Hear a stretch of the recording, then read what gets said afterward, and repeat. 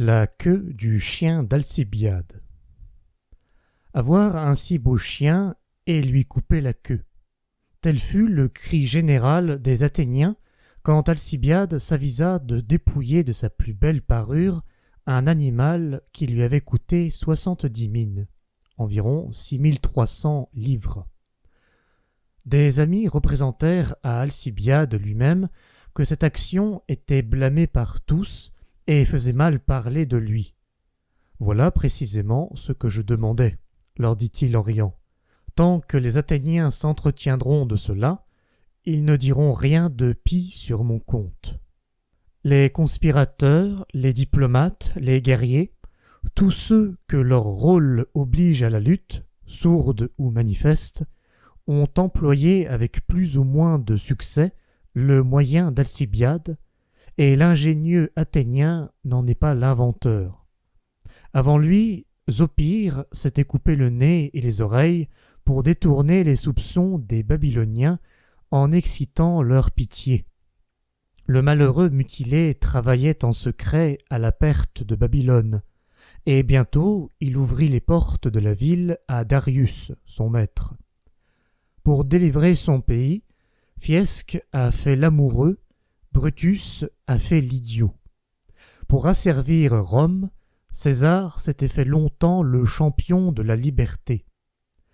Richelieu, Cromwell, Robespierre, Mazarin, Louis XI, Rodolphe de Habsbourg, grands monarques sur le trône, utopistes sanguinaires, ambitieux ardents, ministres fidèles, combien de fois dans le cours de votre vie politique n'avez-vous pas coupé la queue de votre chien? Lorsque Bonaparte prépara sa campagne de Marengo, il eut recours, lui aussi, au stratagème d'Alcibiade. Bien que l'armée se fût rassemblée par petites troupes, et sans qu'on eût l'air d'y prendre garde, elle n'en était pas moins au pied des Alpes, et les Autrichiens commençaient à s'inquiéter. Rien n'annonçait que cette armée dût traverser les monts, mais on avait appris à connaître les ruses du premier consul, et de nombreux espions, entretenus à Genève, devaient épier ses mouvements, découvrir ses intentions. Que fait Bonaparte pour dissiper leurs soupçons?